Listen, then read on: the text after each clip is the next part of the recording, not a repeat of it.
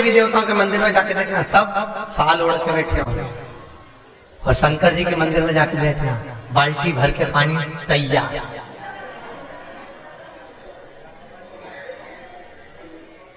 मैं बाल्टी धरी है, लोटा धरा है, ओम नमः शिवाय।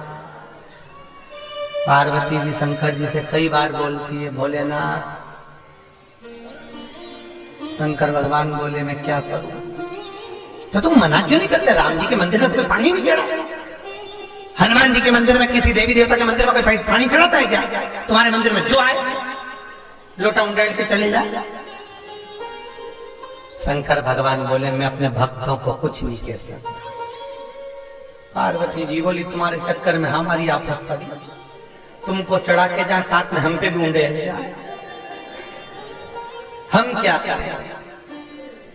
शंकर भगवान बोले एक काम करो, मैं यहां बैठा हूं, तुम थोड़ी ऊंची बैठ जाओ, थोड़े ऊपर। पार्वती जी बोली शंकर भगवान से तो दुनिया के लोग क्या कहेंगे कि बताओ पति नीचे बैठा पत्नी ऊपर। शंकर भगवान बोले लोग यही समझेंगे कि शंकर जैसा दुनिया में कोई पति नहीं हो सकता, जो भले बेचारा नीचे बैठे पर पत्नी को ऊंचा बिठाए। इसीलिए दुनिया की माताएं जब भी व्रत करती है, कुंवारी कन्या जब भी पूजन करती है, उससे पूछा तो एक ही बात कहती है शंकर जैसा पति चाहिए। कोई नहीं के राम जैसा, क्योंकि वो सत्ता छोड़ के वनवास चले गए। कोई नहीं के कृष्ण जैसा, क्योंकि 16,108 को लिया। जो बोले एक ही बात कैसा चाहिए? अरे बोले तुम के शंकर जैसा। क्यों? कुछ नहीं बोले, अपनी मस्ती में। और धर्म पत्नी को भी रखे तो हमेशा से ऊंचा, जो आए इन पे उंडेल जाए, पर वो जगदम्बा वहीं बैठी हाथ जोड़ के। पार्वती जी बोले इनके चक्कर में कब तक कपड़ा बदलूंगा? जो आए ना पानी में डल जाए तो हम तो एक साइड अच्छे मैं बैठा। किसी भी शंकर जी के मंदिर में जाके देखना, शंकर जी आराम से अलमस्ती में बैठे, पार्वती जी साइड में हाथ जोड़ के। यही है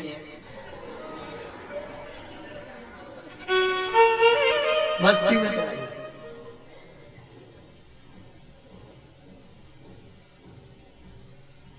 भोलेनाथ शिव कहते हैं कि कैलाश पर भले मत आओ, पर मन को कैलाश, मन पवित्र। गंगा कह रही है मेरे जल में जब तक अस्थियां पड़ी रहे तब तक जीव वैकुंठ का निवास करे। और दूसरा वर माता गंगा ने शंकर जी से मांगा, भोलेनाथ मैं दुनिया के लोगों के पाप धो दूंगी, चिंता न। पर भोलेनाथ दुनिया के पाप को अपने जल में धोने, धोना मतलब वेट उठाना, वजन। पाप को मैं किसके बल पर ढोऊंगी? इस पाप को मैं कैसे उठाऊंगा? शंकर भगवान बोले गंगा, अनसुईया मैया के पास में तू जा।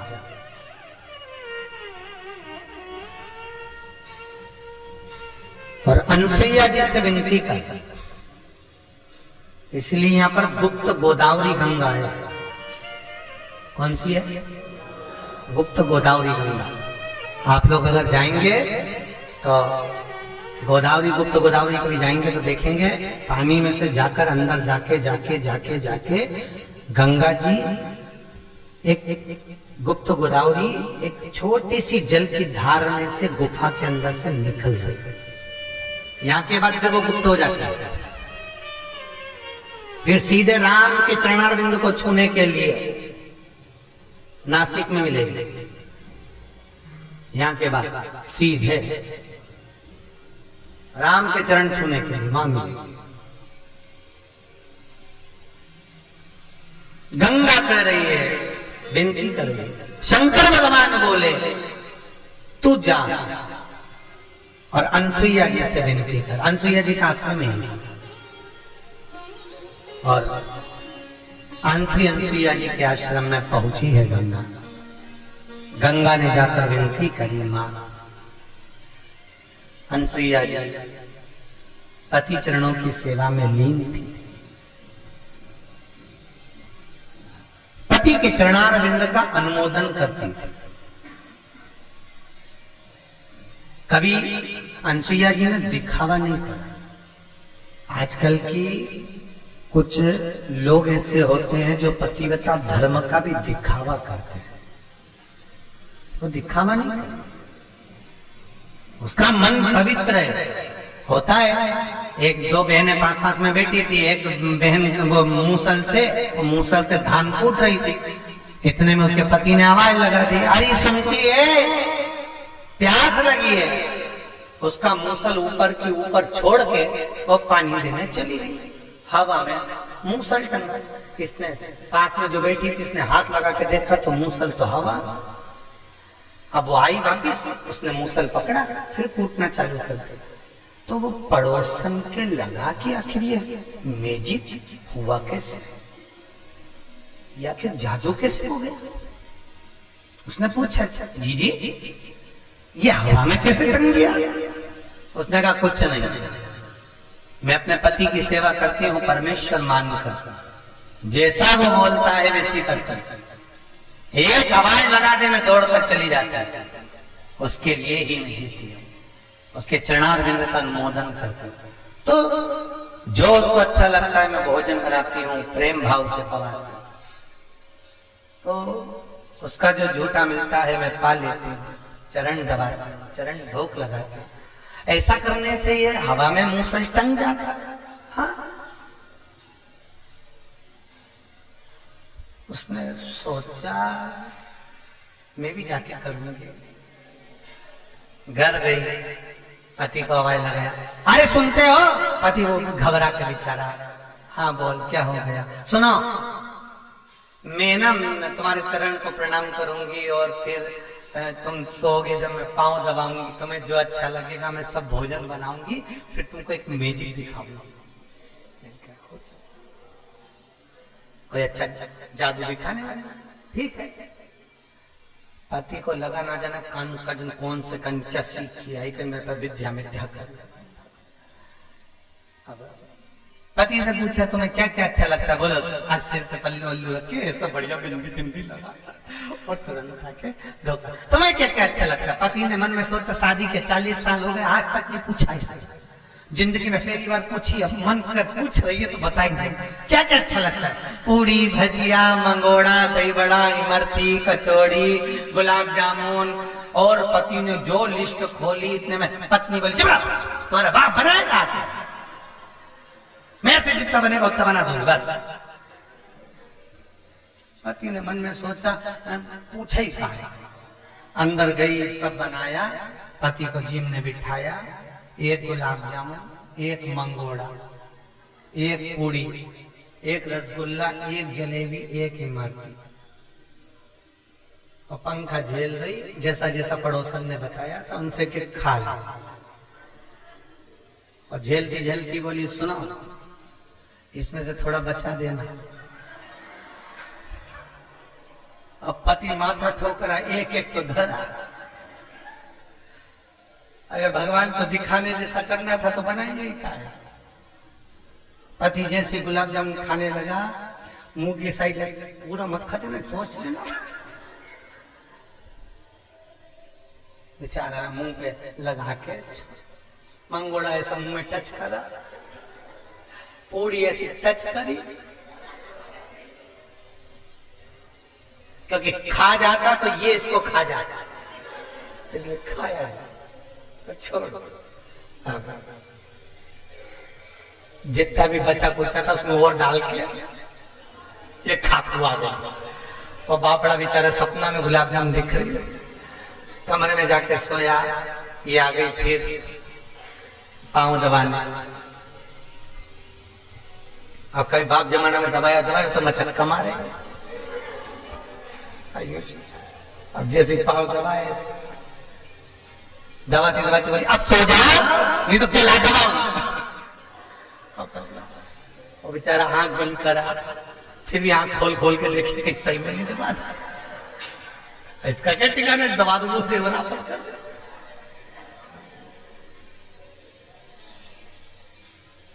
फिर दबा दो देखने क्या मतलब महाराज। अब जैसे दबाते दबाते दबाते अब इसने कहा तुम जाओ बाहर घूमने, अब मैं मूसल ऐसा रखूंगी और तुम मुझे आवाज लगाना। अब इसने जैसे मूसल पकड़ के दो चढ़ाई, 4-6 बार देख लिया, आया तो है ही नहीं आवाज। उसने बोला था खिड़की में से देख लेना, जब हाथ ऊंचा हो तभी बोलना। अब जैसे इसका हाथ ऊपर गया, इसने आवाज लगी, अरे सुनती है। अब जैसी आवाज लगी, इसने जो मूसल को छोड़ा ने करम पे पड़े,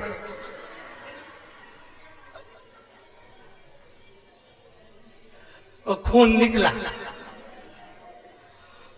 पति बोला पट्टी लगा दो ना, पत्नी की आग लग जा कोई पट्टी पे लेकर। देखा देखी में काम बिगड़ गया। कभी किसी की देखा देखी मत करो, अपना जो मन करता है दिल से वो इतना भजन करता है, उसके जैसा देखकर हमको भजन नहीं करना। वो इतना पूजन करता है, उसके देखकर हमको पूजन नहीं करना। वो ऐसा कीर्तन करता है, उसको देखकर हमें कीर्तन नहीं करना। वो ऐसा स्मरण करता है, हमको उसको देखकर स्मरण नहीं करना। हमें अपनी मर्जी से उस परमात्मा को पाने के लिए दिखावा नहीं करना, हमको उसको पाने का तरीका ढूंढना। शिव पुराण कहती है, बहुत सुंदर चरित्र है महाराज। शंकर की कथा कहती है कि कई लोग कहते हैं कि हम हनुमान चालीसा पढ़ते हैं, कोई कहता हम शिव स्तोत्र पढ़ते हैं, कोई कहता हम राम रक्षा स्तोत्र पढ़ते हैं, कोई कहता हम शिव तांडव पढ़ते हैं, कोई कहता हम गीता जी का ये वाला अध्याय करते हैं, कोई कहता है हम ये वाला पाठ करते हैं। शिव पुराण कहती है किसी पाठ और अनुष्ठान की देवता को प्रसन्न करने के लिए जरूरत नहीं पड़ती। आप किसी पाठ को नहीं भी पढ़ेंगे चलेगा, पर आप अपने मन से कोई ऐसी स्तुति कभी भगवान के सामने कर दो, भोलेनाथ बहुत दिन हो गए, ठंड लग रही होगी, आपको कुछ उड़ा दो, कभी मन करे तो जाकर भगवान के सामने बैठकर अपने दिल की स्तुति करो। किसी की पढ़ी हुई, किसी की लिखी हुई, किसी की बातचीत हुई नहीं, अपने दिल से करो। भेड़ चराने वाला, जो वो भेड़ नहीं होती, बकरी चराता भेड़ चराता, वो एक भेड़ चराने वाला रोज शाम को भेड़ इकट्ठी करता और सबको शाम को इकट्ठी करके उनकी जू निकालता। जू निकालते निकालते कहता, भगवान राम वन में रहते रहते तुम्हारे सिर में बहुत सारी जू पड़ गई होगी, एक बार तुम मिल जाओ, जैसे ये बकरी की जू निकाल रही हूं सारी तुम्हारी निकाल रही। एक संत निकल के जा रहे थे, संत को क्रोध आ गया। संत ने जाकर एक थप्पड़ मार के कहा, बेवकूफ, पागल है, मूर्ख है, अकल नहीं तेरे में।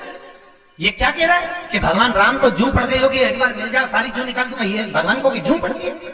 आज के बाद ऐसा बोला तो सोच लेना। उसने बोलना बंद कर दिया बेचारे। 3 दिन तक उसने कुछ नहीं बोला, बकरियों को इकट्ठा करता और बकरियों को एकत्रित कर चुप बैठा रहता, कुछ नहीं, कुछ भी एक शब्द ना बोले। एक दिन राम जी ने हनुमान जी को बुलाकर कहा, हनुमान जरा पता तो कर कि ये चुप क्यों हो गया, ये बकरी चराने वाला। हनुमान जी ने जाकर पूछा, भैया तू वो पहले कुछ बोलता था कि राम जी के माथे पे जू पड़ गई, आजकल नहीं बोलता। अरे वो एक संत बोल के गए, ऐसा नहीं बोलना चाहिए। हनुमान जी ने पूछा, बताइए संत गया किधर, मुझे बताइए। तो कि इधर ही गया। हनुमान जी गए, एक गदा लेके जो संत की पीठ पे दी तो संत तो चित्ता पड़ा। संत ने पूछा कौन? हनुमान जी बोले पीछे मुड़ के। अरे प्रभु आप कैसे आ गए? हनुमान जी बोले फालतू की बात मत कर, वो पहले बकरी वाले के पास जा और बकरी वाले से के जैसा वो बोलता था वैसे बोल। प्रभु वो तो ऐसा बोलता था कि राम जी तुम्हारे सिर में जू पड़ गई होगी, वन में रहते रहते मैं निकाल दूंगा, तुम एक बार मिल जा। राम जी हनुमान जी बोले, जब जब वो बोलता था सीता राम जी के पास दौड़ के जाके कहती थी कितनी जोरदार बोलता है कि तुम्हारे सिर में जू पड़ गई होगी। और सीता जी राम जी का मुकुट हटा के उनके बाल में जू बिनने बैठ जाती थी। आपको मालूम है सीता और राम का प्रेम बढ़ता था इस स्तुति से, उनका प्रेम बढ़ गया सीता और राम। जाकर से संत दौड़ के गए, बकरी वाले से बोले तेरी मर्जी पड़े उठती जू निकाल। मन की स्तुति से भगवान प्रसन्न होता है। काय की स्तुति से? मन की। किसी की पड़ी हुई स्तुति से भगवान प्रसन्न नहीं। घंटों तक गीता जी लेकर बैठे हो, रामायण जी लेकर बैठे हो, भागवत जी लेकर बैठे हो। मैं तो रोज इतना पाठ करूं, इतनी पूजन करूं, फिर भगवान क्यों नहीं मिलता? भगवान कहते हैं मेरे मिलने का केवल एक तरीका है, तू एक बार मुझे दिल से पुकार। कर्मा, नामदेव, ध्रुव, प्रहलाद ने पुकारा था, मैं तुझे मिल जाऊंगा, कहीं नहीं जाऊंगा, दिल से पुकार। हमसे लोग कहते हमारे तुम बड़ी अलमस्ती में कथा कहते हो, बड़े हंसी मजाक से आनंद से। अरे भैया कथा हम तुम्हें थोड़ी ना सुना रहे, वो तो हमारा आगे कल को बैठा है, ये बैठा टोपा मोपा लगा,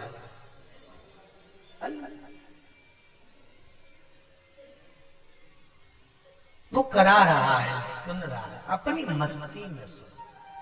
बहुत वो अभी दिल्ली में एक कांड हुआ था, आपको मालूम है? वो अखबार में आया था, एक ही परिवार के 8-10 लोग एक साथ, देखिए ना जाने वो कौन से गुरु के चक्कर में पड़े, आंख बंद कर लो, देखो ऊपर उठे, गले में रस्सी बांध लो, उठे, लटक जाओ, पूरे उड़ गया। सही है कि गलत है? ईमानदारी से बोलो। शिव महापुराण की कथा कहती है मंदिर में जाकर, किसी चौखट पर जाकर, किसी भगवान के दरवाजे पर जाकर हाथ जोड़कर कभी आंख बंद करने की जरूरत नहीं है। ईमानदारी से बोलना, तुम तुम्हारी बहन के घर जाओ, तुम तुम्हारे रिश्तेदार के यहाँ जाओ और वहां जाकर जैसे वो दरवाजा खोले तो आंख बंद करके खड़े रहो, तो बहन भी कहेगी अरे आंख तो खोल ले, मैंने दरवाजा खोल दिया, तुम तो आंख ही नहीं खोलो। बहन को बुरा लगेगा कि नहीं लगेगा कि मैंने आंख काहे के लिए दी है? बोलो जरा, देखने के लिए। अब तुम मंदिर में जाकर भगवान का दर्शन करने आए, हजारों रुपए का टिकट करवाया, रिजर्वेशन, इतनी दूर से आए और उसके बाद भी जैसे तिरुपति बालाजी के मंदिर में तुम देखना ढेर भीड़, तिरुपति में, नाथद्वारा में, सांवरिया सेठ में, बद्रीनाथ में, केदारनाथ में लाखों की जनता, और जैसे मंदिर में पहुंचे भगवान के सामने, भगवान भी कह रहा हो आंखों के अंधो, मेरे सामने तक खर्चा कर कर आए हो, 1 मिनट मुझसे नींद तो मिला दो, और मेरे सामने आके भी आंख बंद कर ली। तिरुपति में एक बार कथा हुई, तिरुमाला में, वल्लभ मठ में, एक हाथीराम मठ में हुई थी, वल्लभ मठ में कथा थी। हम दर्शन करके बाहर खड़े थे तिरुपति के, और इतने में एक व्यक्ति कोई नया नवेला दर्शन करने आया, वो बाहर आके पूछ रहा क्यों भगवान कहाँ है? हमने कहा तू कहां से आया? तो क्या अभी अंदर से तो आया? तो अंदर भगवान नहीं मिला कि वहां तो सोना ही सोना, पूरी अलमारी सोने की जड़ी जड़ी, सब दूर सोना, और एक सामने कुछ हीरा पन्ना चमक रहा था, बस वो हीरा पन्ना जो चमक रहा था वहीं पे जो काला काला सा मुख दिख रहा था कि हाँ एक कुछ दिखा था, सफेद सफेद दिखा था, बस वही भगवान। अरे भगवान, जैसे लोग हाथ जोड़े ऐसा ऐसा करे, मैंने भी कर लिया, और जैसे हाथ जोड़े आंख बंद करी और धक्का मार के भगवान तो मिला ही नहीं। भगवान भी कहे इतनी दूर से आया है और नेत्र बंद कर कर बैठ गया। भगवान भी कहे फिर आया काहे को? न जी भर के देखा, न कोई बात की, बड़ी आरज़ू थी मुलाकात की। इतनी दूर से चल कर आए थे, हजारों रुपए खर्च कर कर आए थे, 2 मिनट नहीं बैठे उसके, 2 क्षण नहीं बैठे उसके, एक मिनट उससे बात करने का मौका नहीं मिला। 14 वर्ष के वनवास में राम जी ने 2 वर्ष सद्दूर निकाले, बाकी के 12 वर्ष नहीं निकाले। मेरे राम जी महाराज चित्रकूट की भूमि पर सबसे ज्यादा रहे। यही कांकानाथ पर्वत जिस पर राम जी बैठे थे। अभी कथा चल रही है शिव, उसमें चरित्र आएगा। यही राम जी यहां रहते थे, लक्ष्मण जी उसके सामने वाली पहाड़ी पर से पहरा देते थे, भैया भाभी को देखते थे। कोई जीव नहीं। 14 वर्ष में से सबसे ज्यादा समय मेरे राम ने यहां निकाला बैठे। कोई पूछ रहे थे राम जी से, संत कहते थे प्रभु आप यहां से नहीं जाना चाहते। राम कहते हैं ये चित्रकूट की धरा मेरा दिल है, मेरा मस्तिष्क, मेरा मन है। राम खुद कहते हैं इस भूमि पर से मैं जिंदगी में कभी नहीं जाऊंगा। अयोध्या का राजा भी बन गया तो चित्रकूट ही मेरा निवास होगा। अयोध्या में राम राज्य भले स्थापित हो जाए, राम राजा भी बन जाए, तो भी राम कहते हैं कि मेरा दिल, मेरा मन और मेरा चित्त इस चित्रकूट में जीवन पर्यंत रहेगा। अब विचार करो, शरीर से राम भले, जैसे नाथद्वारा में भगवान भले मूर्ति के रूप में विराज रहा, पर सोने तो आज भी गोवर्धन जाते हैं। आज भी गोवर्धन पर्वत के ऊपर पलंग लगता है, सेज बिछती है, दूध रखाता है, बीड़ा रखाता है। सवेरे जब आज भी गोवर्धन पर्वत से लेकर नाथद्वारा तक की गुफा है, सवेरे जब पट खुलते हैं, बीड़ा दूध सब ढुला हुआ मिलता है, सेज जो बिछी होती है उस पर सल मिलते हैं। आज भी भगवान सोने आते हैं। उसी तरह चित्रकूट में कांतानाथ पर्वत की कंदराओं में आज भी मेरा राम सीता के साथ निवास करता है। हनुमान और लक्ष्मण कांतानाथ जी की परिक्रमा करते हैं। इसलिए कहते हैं कांतानाथ की परिक्रमा करने वाले को राम भक्ति, हनुमान का दर्शन और सीता का अखंड सौभाग्य प्राप्त हो जाता है, अखंडता मिलती है। वो आज भी है, जाना ही नहीं चाहते हैं।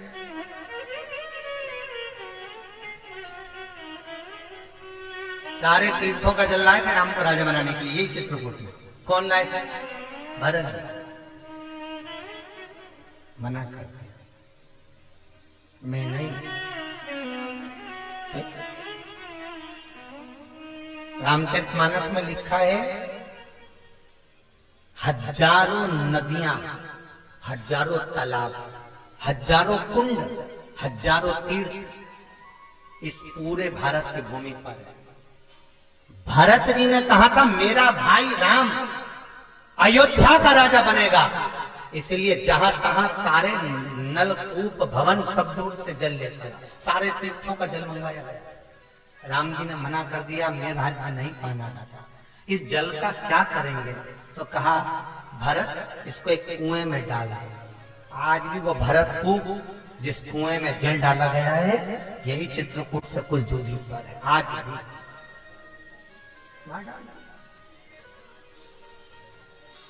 आज भी वो भरत कूप जहां सारे तीर्थों का जल विराज, एक एक धरा कण कण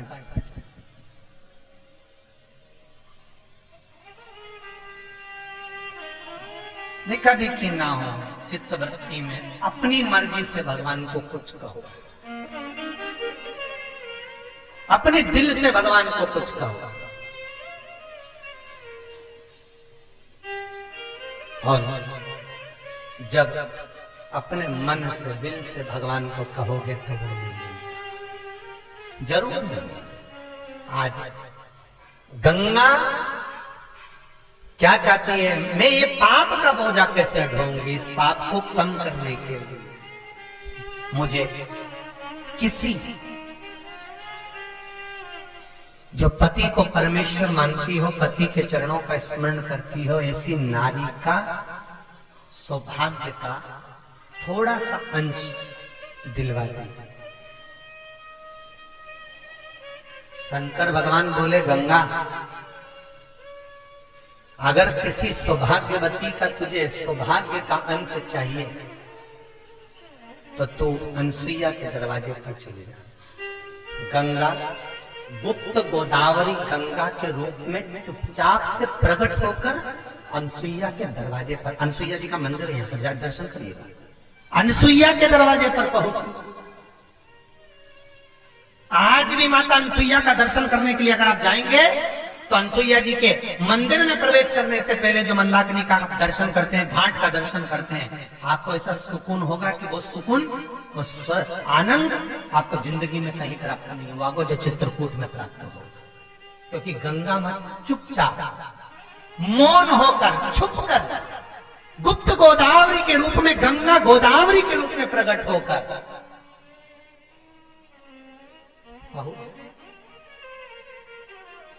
यही आंतरी बाबा का आश्रम, जब आप दर्शन करने जाएंगे फ्री टाइम पर, वही आंतरी बाबा के आश्रम में गोदावरी गंगा कहती है, निवेदन करती है, गंगा मैया बोलो। अनसुईया जी के पास में जाकर बैठकर निवेदन कर। अनसुईया जी ने पूछा, गंगा आज तेरा स्वरूप बदला हुआ है? गंगा कहती है, संत के दरवाजे पर जाने के लिए संत जैसा स्वभाव होना चाहिए। कैसा स्वभाव? संत जैसा। राम की चौखट पर लंका का राजा रावण राक्षस था, कपड़े का एक टंकर गया था, बोलो जमते, संत के सीता का जब हरण करने गया, हरण करते समय संत का चोला पहनकर रावण गया। महाराज, एक राजा बीमार पड़ गया, डॉक्टर वेदों ने कह दिया जो हंस होते ना, हंस के पंख काटकर उसका मांस निकालो, और मांस निकालकर राजा के शरीर पे मतलब राजा ठीक हो। तो राजा ने अपने दूतों से कहा, जाओ जाकर हंस को पकड़ो। अब हंस मिलेंगे कहा? तो केमान सरोवर पर, किसी सरोवर के घाट पर हंस मिलेंगे। दूत गए, जैसे ही हंस को पकड़ने लगे हंस भाग गए। हाथ में एक भी हंस नहीं आया, 2 महीने हो गए। सारे के सारे दूत राजा के पास में आकर बोले, हंस हाथ में नहीं आ रहा। राजा ने अपने गुरु जी को बुलाया, गुरुदेव हंस को कैसे पकड़ा जाए? जाल भी बिछाया, दाने भी डाले गए, पर हंस हाथ में नहीं आया। गुरु ने कहा, हंस को पकड़ना है तो संत का चोला पहनना पड़ेगा, क्योंकि हंस हमेशा संत की शरणागति में रहते हैं। द्वारपालों ने संत के चोले को पहनकर एक जगह तप करा। 3 दिन तक जब तप करा, हंस उनके आसपास आने लगे। हंस ने आपस में बात करी, अरे ये तो वही राजा के दूत हैं जो हमको पकड़ने के लिए आए हैं। दूसरा हंस बोला, भले पकड़ने के लिए आए हैं, पकड़ा जाओ, पर चोला संत का पहना है, इसलिए अपने को संत से दूर नहीं जाना है, मर जाएंगे अपन। एक हंस ने दूसरे हंस से कहा, भले मर जाएं, और संत के चोले का मान रखना है अपने को। चलो। जैसे हंस गए, सारे संत के चोला पहने हुए उन दूतों ने हंसों को पकड़ लिया, राजा के यहाँ ले जाकर उनको काटने वाले थे। इतनी देर में हंस देव स्वयं भगवान विष्णु प्रकट हो गए। भगवान का एक अवतार है हंस होता। हंस देव भगवान विष्णु प्रकट हो गए, और भगवान विष्णु ने प्रकट होकर उन दूतों को मारा और कहा, अरे मूर्खों, इन पक्षियों ने संत के चोले का मान रखा, तो जो संत का चोला पहनते हैं उसको तो उस संत के चोले का बहुत मान रखना था। आज के जमाने में तो चोला पहनकर भी लोग मान नहीं रख पाते। मदिरा का पान, व्यसन, झूठ, कपट, ना जाने क्या क्या कर्म आज के लोग उस चोले को पहनकर करते हैं, तो दुख उत्पन्न होता है, तकलीफ होती है। यह तो पहना ही नहीं, कौन ने कहा कि पहना? और पहना है संत का चोला यदि धारण करा है तो उसकी मर्यादा होना चाहिए, उसका मान होना चाहिए। पक्षी जब मान करते हैं तो मनुष्य क्यों? गंगा कहती है मुझे सात्वित्व का चाहिए, कहा तो रूप बदल, तो गंगा रूप बदलकर गोदावरी के रूप में, तो गोदावरी का जो मूल है वो गंगा ही है, इसलिए इसको नासिक में गंगा कहते हैं। नासिक में क्या कहते हैं इसको? गंगा, गोदावरी गंगा। इसको केवल गोदावरी नहीं कहा जाता, गोदावरी गंगा, ये गोदावरी गंगा है। अनसुईया मैया के दरवाजे पर गोदावरी जी पहुंची, गंगा जी पहुंची, और गंगा गोदावरी ने अनसुईया के दरवाजे पर जैसी पहुंची, अनसुईया जी को शब्द सुनाई पड़ा कि गंगा आई। अनसुईया जी बाहर गई, गंगा जी को लेकर वापिस अंदर आई। पधारो। गंगा जी बैठी और गंगा मैया ने निवेदन किया अनसुईया जी से, मेरे आने का कुछ कारण है। अनसुईया जी बोली, बोलो क्या कारण है, कैसे आना हुआ, क्या चाहती हो, क्या चाहती हो? गंगा जी कहती हैं आपके मात्र 7 दिन का सौभाग्य, जो अखंड सौभाग्य का फल है वो मुझको दे दीजिए। कितने दिन का? 7 दिन। एक अखंड सौभाग्यवती नारी, पतिव्रता धर्म का पालन करने वाली नारी, पति के चरणों का अनुमोदन करने वाली नारी, पति के चरणारविंद का स्मरण करने वाली नारी। मेरा आपसे भी निवेदन है, इस कथा को अपने दिल तक लेकर जाइएगा। मेरा आपसे भी निवेदन है कि करवा चौथ का व्रत कर कर आप सोचती हो कि पति की उम्र बढ़ जाए, तो शिव महापुराण कहती है बहुत कठिन है। पति की उम्र तुम्हारे भूखे रहने से नहीं बढ़ती, पति की उम्र तुम्हारे मीठे बोलने से बढ़ती है। एक दिन भूखी रह लोगी, भले तुमने एक दिन भूखी रह ली, पर 3 दिन पहले से प्राण तो खा गई उसका।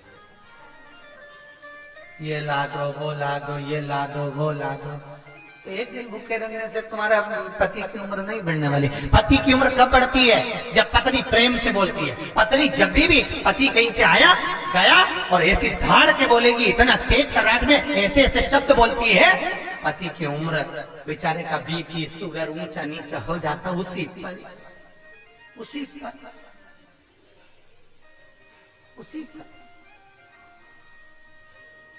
तो ईमानदारी से बोलो, ये बीपी शुगर ऊंचा नीचा होता है तो इससे उम्र बढ़ती है कि घटती? बोलो तो नहीं, घटती है। और जब तुम प्रेम से बोलोगी ना, बहुत प्रेम से, तो पति भगवान से कहेगा, प्रभु मुझे 2-4 साल की और उम्र बढ़ा देना, इसके साथ रहूं तो मेरी जिंदगी अच्छी जीकर। कहते हैं सफर अच्छा है, मना नहीं, बहुत अच्छा सफर हो, पर सफर से ज्यादा हम सफर अच्छा, सफर से ज्यादा हम सफर। तुम भी सफर करके आई हो, और मालूम पड़े ट्रेन में दिन भर झगड़ा, जरा सा अटैची के पीछे सामान, तुम्हारे साथ में भी सफर में ऐसे।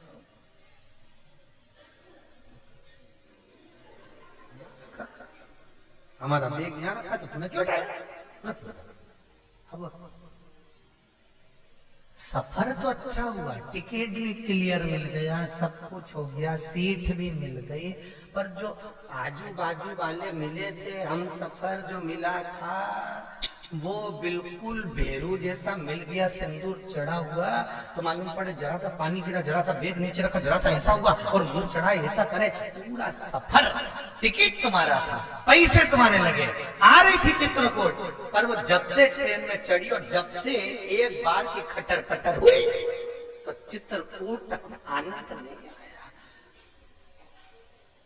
और ऊपर से वहां पहुंची तो कमरे में 5-6 फिर मिल गए, बच्चे पूछे थे।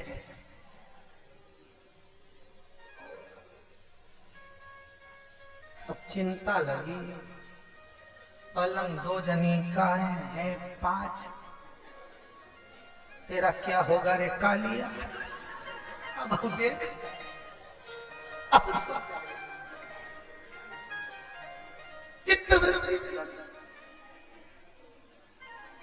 सफर अच्छा हो, मना नहीं है, पर हम सफर और अच्छा होना चाहिए। जिसके साथ तुम सफर करने जा रहे हो, जिसके साथ आप तीर्थ करने जा रहे हो, जिसके साथ आप भगवत भजन करने जा रहे हो, जिसके साथ आप आपकी जिंदगी निकालने जा रहे हो, वो आपके अनुकूल होना चाहिए। आपके मैंने हडिया जी से बोला, हडिया जी तुम्हारे ग्रुप में 65 लोग आए हुए हैं, 61 62 63 से कुछ है इनका, तो 65 लोग आए हुए हैं, पर सभी के चेहरे पर स्माइल है। सबका इतनी दूर गायत्री शक्तिपीठ इनको मिला है, यहाँ से सबसे दूर वाला भवन इन्हीं को प्राप्त हुआ। उसके बाद भी किसी के चेहरे पर शिकन नहीं है। तो हरडिया जी बोलते हैं, महाराज ये सब जितने भी है ना, पूरा एक परिवार जैसे चलते हैं, और परिवार में कई तरह के लोग होते हैं, कोई तेज भी हो, कोई नरम भी हो, पर संगत का जब असर होता है, सब ऐसे सत्संग करते हैं, ऐसा आनंद लेते हैं कि अपना परिवार घर सब भूल कर एक मस्ती में डूब, एक मस्ती।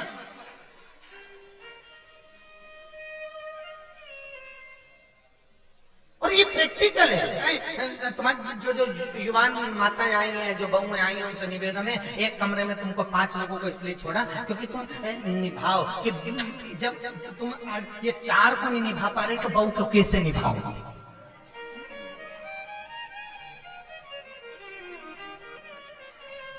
ये तुम्हारा प्रैक्टिकल एग्जाम में पास होना था।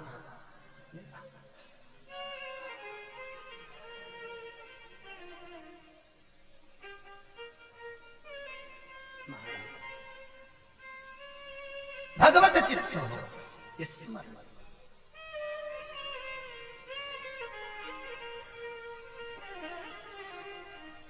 मुझे उज्जैन की एक कथा याद आ गई, 84 महादेव की। चौथे दिन यात्रा समापन होना थी, और उसी दिन यात्रा लंबी थी, और एक जगह वो पूरी बनवाई, याद आई, और एक जगह वो पूरी बनवाई, समिति वालों ने बनवाई इधर थी, उसके बाजू में स्कूल था सरकारी स्कूल में वो दिन का भोजन, उसमें बने थे आंगनबाड़ी के पराठे, मिलना थी यहाँ पूरी, पहुंच गई मैं पराठा। तो कुछ माताएं पराठा खा रही थी, तो हमने पूछ लिया ये पराठे कहां से आए, तो कि वहां मिल तो रहे। तो हमने जाकर देखा, तो हमने तो कहा हमने मेथी की पूरी बनवाई थी, तो पराठा कहां से आया। तो वहां तो कोई ने नहीं बताया। फिर बाजू में गए तो वहां पर वो छोटे छोटे बच्चों को आंगनबाड़ी का भोजन मिल रहा था। तब मालूम पड़ा कि वो आंगनबाड़ी का पराठा खा गए। राम बोला, ये उसी में कहा लोगे जैसे एक जगह की बारात, हमारे चियोर में एक जगह की बारात आई राम, और हमारे चियोर की क्या कह रहे, और बोल दो, और चियोर में बारात आई वर्मा जी के यहाँ। अब बारात आई तो वर्मा जी के मकान, ऊपर का मकान था हमारे पास वाले का, उन्हें खाली करके दे दिया, खाली करके दिया, उसमें बस 2 सोफे रख दिए। अब बारात वापिस गई तो वहीं जो दहेज में सामान मिला तो उन्हीं के कमरे में रखा था। मालूम पड़े वो वर्मा जी के भी सोफे ले गए, वो खुद के तो लेगा बारात वर्मा के।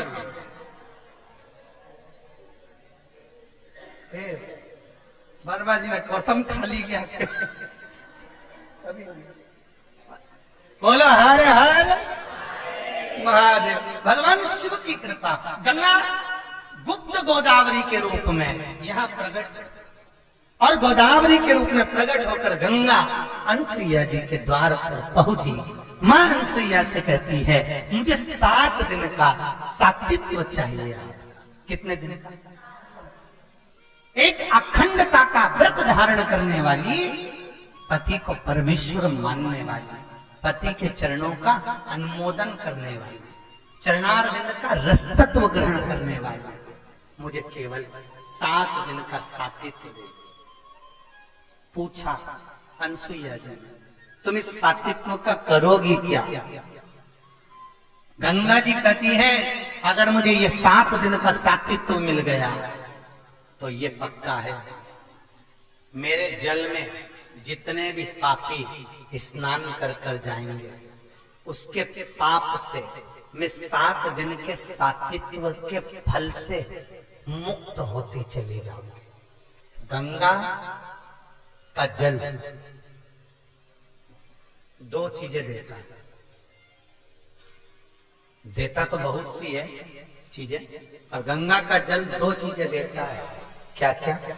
एक, सौभाग्यवती नारी का अखंड सौभाग्य, इसलिए सुहागन नारी का सुहाग प्रखर हो, अखंड हो, इसलिए गंगा का जल कभी सड़ता नहीं, उसमें कीड़े नहीं पड़ते, भले कितने दिन भी भर के रखे हो, क्योंकि नारी का सौभाग्य अमर रहे, वो कभी सड़े नहीं, बेकार ना हो, खंडित ना हो, इसलिए गंगा का जल अखंड है।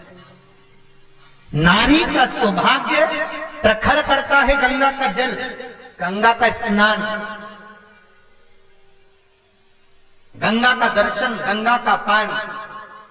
और दूसरा, गंगा का जल भक्ति प्रदान करता है। क्या देता है? भक्ति।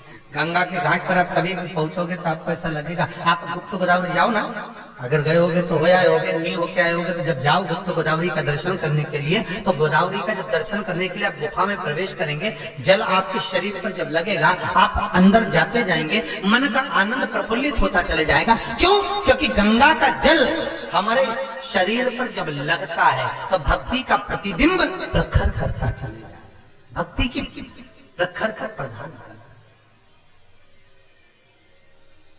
इसलिए लोग भाव में कहते हैं, गंगा मैया में जब तक पानी।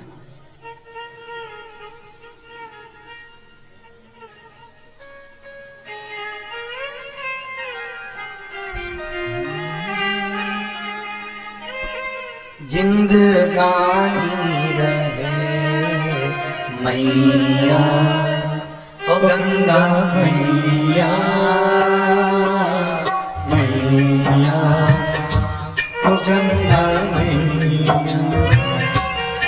गंगा मैया में जब तक की पानी रहे, मेरे सजना तेरी जिंदगानी रहे, जिंदगानी रहे मैया, ओ गंगा मैया, मैया, ओ गंगा मैया, ओ मैया, गंगा मैया, मैया, ओ गंगा मैया।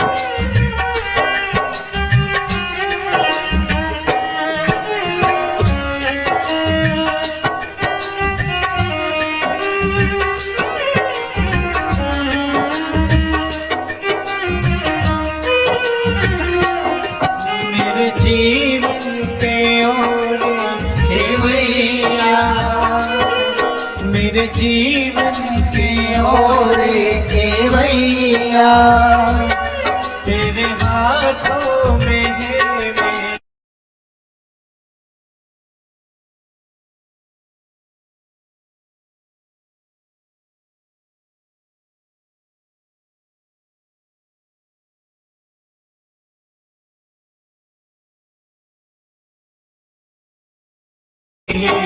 दीवानी रहे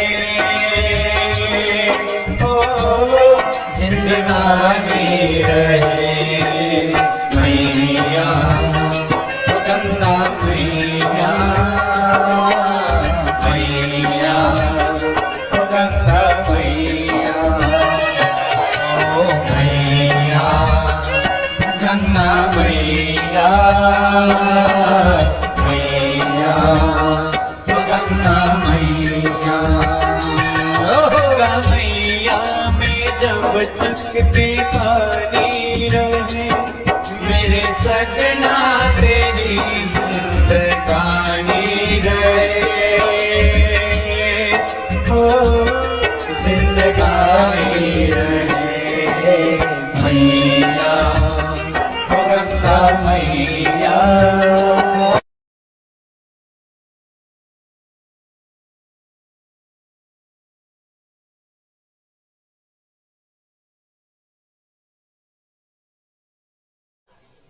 बस बहुत 7 दिन बहुत 7 दिन का साथी इतने में मैं पापियों को